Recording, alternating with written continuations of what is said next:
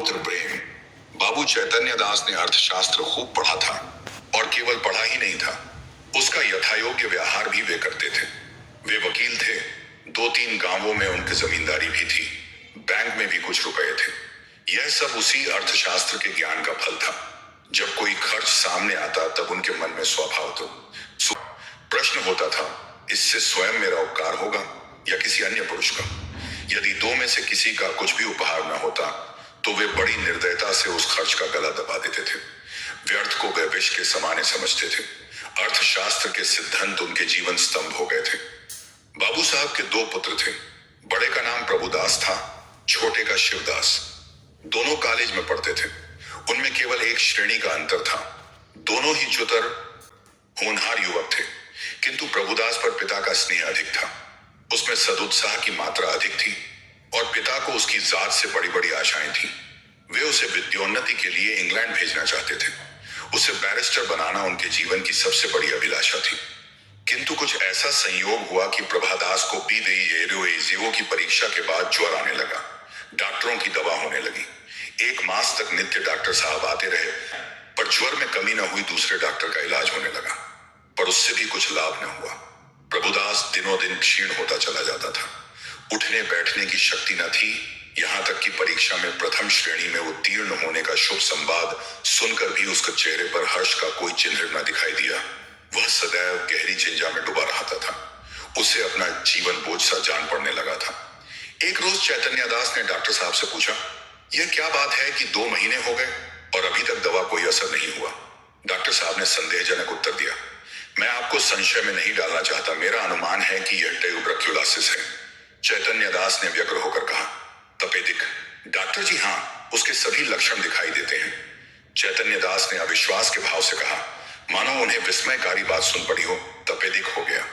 Doctor ने खेद प्रकट करते हुए कहा, यह रोग बहुत ही गुप्त रीति से शरीर में प्रवेश करता है। चैतन्य दास, मेरे खानदान में तो यह रोग किसी को न था। डॉक्टर, संभव है मित्रों से इसके जर्म कीटाणु मिले हों। चैतन्य दास कई मिनट तक सोचने के बाद बोले, अब क्या करना चाहिए? डॉक्टर, दवा करते रहिए, अभी फेफड़ों तक असर नहीं हुआ है, इनके अच्छे होने की आशा है। चैतन्य दास, आपके विचार में कब तक दवा का असर होगा? डॉक्टर, निश्चय पूर्वक नहीं कह सकता, लेकिन 3-4 महीने में वे स्वस्थ हो जाएंगे। जड़ों में इस रोग का जोर कम हो जाया करता है। चैतन्य दास, अच्छे हो जाने पर ये पढ़ने में परिश्रम कर सकेंगे। डॉक्टर, मानसिक परिश्रम के योग्य तो ये शायद ही हो सके। चैतन्य दास, किसी सेनेटोरियम, पहाड़ी स्वास्थ्यालय में भेज दूं तो कैसा हो? डॉक्टर, बहुत ही उत्तम। चैतन्य दास, तब ये पूर्ण रीति से स्वस्थ हो जाएंगे। डॉक्टर, हो सकते हैं, लेकिन इस रोग को दबा रखने के लिए इनका मानसिक परिश्रम से बचना ही अच्छा है। चैतन्य दास नैराश्य भाव से बोले, तब तो इनका जीवन ही नष्ट हो गया। गर्मी बीत गई, बरसात के दिन आए। प्रभुदास की दशा दिनों दिन बिगड़ती गई। वह पड़े पड़े बहुधा इस रोग पर की गई बड़े बड़े डॉक्टरों की व्याख्याएं पढ़ा करता था। उनके अनुभवों से अपनी अवस्था की तुलना किया करता था। पहले कुछ दिनों तक तो वह अस्थिर चित्त सा हो गया था। 2-4 दिन भी दशा संभली रहती तो पुस्तकें देखने लगता और विलायत यात्रा की चर्चा करता। 2-4 दिन भीजवर का प्रकोप बढ़ जाता तो जीवन से निराश हो जाता। किंतु कई मास के पश्चात जब उसे विश्वास हो गया कि इस रोग से मुक्त होना कठिन है, तब उसने जीवन की भी चिंता छोड़ दी। पथ्यापथ्य का विचार न करता, घर वालों की निगाह बचाकर औषधियां जमीन पर गिरा देता, मित्रों के साथ बैठकर जी बहलाता। यदि कोई उससे स्वास्थ्य के विषय में कुछ पूछता तो चिढ़कर मुंह मोड़ लेता। उसके भावों में एक शांतिमय उदासीनता आ गई थी और बातों में एक दार्शनिक मर्मज्जता पाई जाती थी। वह लोक रीति और सामाजिक प्रथाओं पर बड़ी निर्भीकता से आलोचना किया करता। यद्यपि बाबू चैतन्य दास के मन में रहकर शंका उठा करती थी कि जब परिणाम विदित ही है, तब इस प्रकार धन का अपव्यय करने से क्या लाभ? तथापि वे कुछ तो पुत्र प्रेम और कुछ लोक मत के भय से धैर्य के साथ दवा दर्पण करते जाते थे। जाड़े का मौसम था। चैतन्य दास पुत्र के सिरहाने बैठे हुए डॉक्टर साहब की ओर प्रश्नात्मक दृष्टि से देख रहे थे। जब डॉक्टर साहब टेम्परेचर लेकर थर्मामीटर लगाकर कुर्सी पर बैठे, तब चैतन्य दास ने पूछा, अब तो जाड़ा आ गया, आपको कुछ अंतर मालूम होता है? डॉक्टर, बिल्कुल नहीं, बल्कि रोग और भी दुस्साध्य होता जाता है। चैतन्य दास ने कठोर स्वर में पूछा, तब आप लोग क्यों मुझे इस भ्रम में डाले हुए थे कि झाड़े में अच्छे हो जाएंगे? इस प्रकार दूसरों की सरलता का उपयोग करना अपना मतलब साधने का साधन हो तो हो, इसे सज्जनता कदापि नहीं कह सकते। डॉक्टर ने नम्रता से कहा, ऐसी दशाओं में हम केवल अनुमान कर सकते हैं, और अनुमान सदैव सत्य नहीं होते। आपको जेरबारी अवश्य हुई, पर मैं आपको विश्वास दिलाता हूं कि मेरी इच्छा आपको भ्रम में डालने की नहीं थी।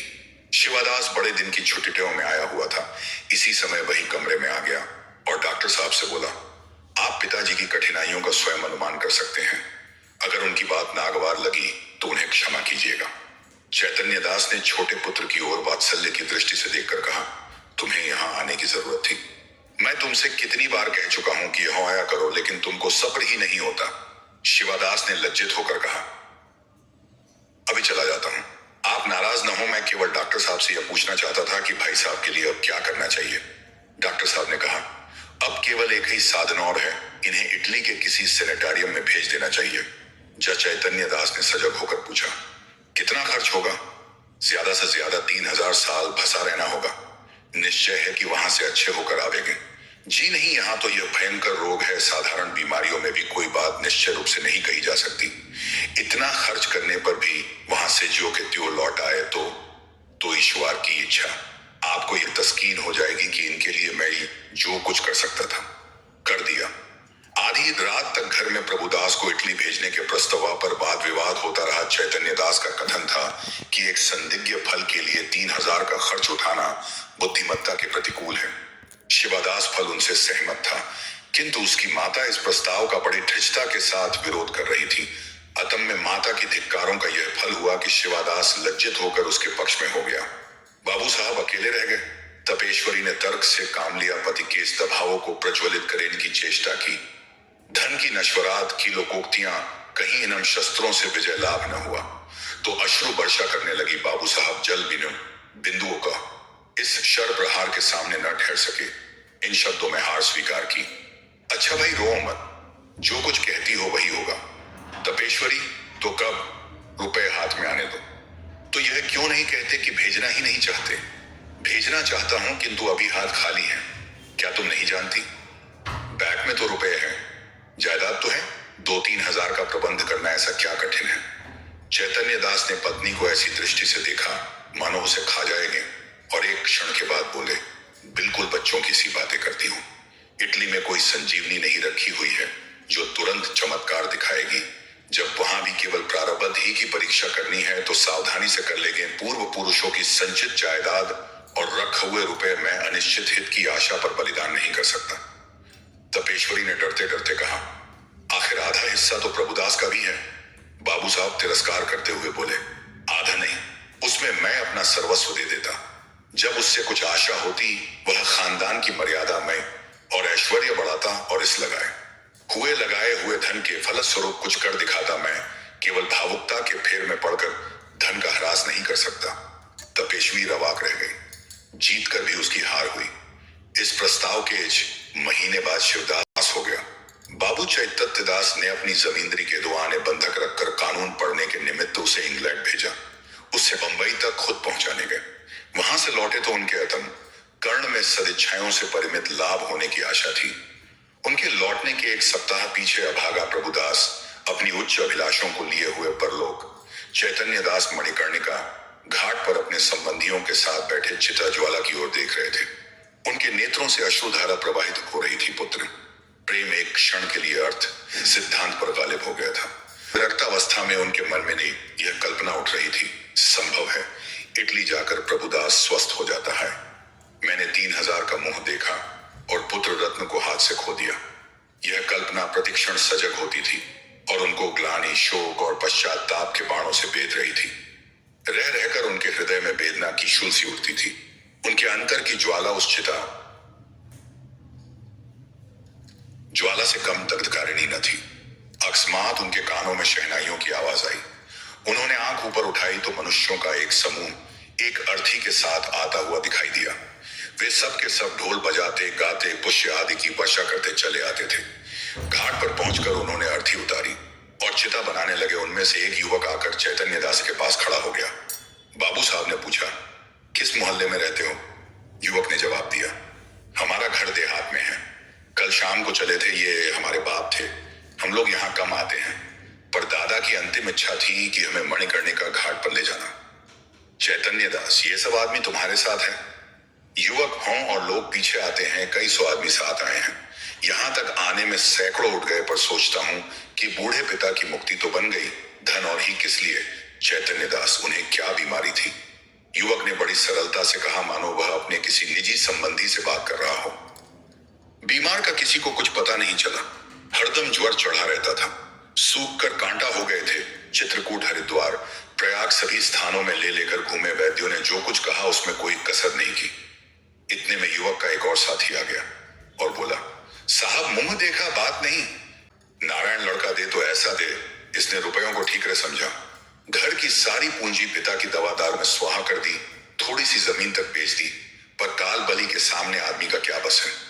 युवक ने गदगद स्वर से कहा, भैया, रुपया पैसा हाथ का मैल है, कहां आता है कहां जाता है, मुझे निश्चय है मनुष्य नहीं मिलता। जिंदगानी है तो कमा खाऊंगा, पर मन में यह लालसा तो नहीं रह गई कि हाय, उसके लिए नहीं किया, उस वैद्य के पास नहीं गया, नहीं तो शायद बच जाते। हम तो कहते हैं कि कोई हमारा सारा घर द्वार लिखा ले, केवल दादा को एक बोल बुला दे। इसी माया मोह का नाम जिंदगानी है, नहीं तो इसमें क्या रखा है। धन से प्यारी जान है, जान से प्यारा ईमान। बाबू साहब, आपसे सच कहता हूं, अगर दादा के लिए अपने बस की कोई बात उठा रखता तो आज रोते न बनता। अपना ही चित्त अपने को धिक्कारता नहीं तो मुझे इस घड़ी ये ऐसा जान पड़ता है कि मेरा उद्धार एक भारी ऋण से हो गया। उनकी आत्मा सुख और शांति से रहेगी तो मेरा सब तरह कल्याण ही होगा। बाबू चैतन्य दास सिर झुकाए ये बातें सुन रहे थे। एक एक शब्द उनके हृदय में शर के समान चुभता था। इस उदारता के प्रकाश में उन्हें अपनी हृदयहीनता, अपनी आत्मशून्यता, अपनी भौतिकता अत्यंत भयंकर दिखाई देती थी। उनके चित्त पर इस घटना का कितना प्रभाव पड़ा, यह इसी से अनुमान किया जा सकता है कि प्रभुदास के अंत्येष्टि संस्कार में उन्होंने हजारों रुपए खर्च कर डाले। उनके संतप्त हृदय की शांति के लिए अब एकमात्र यही उपाय रह गया था।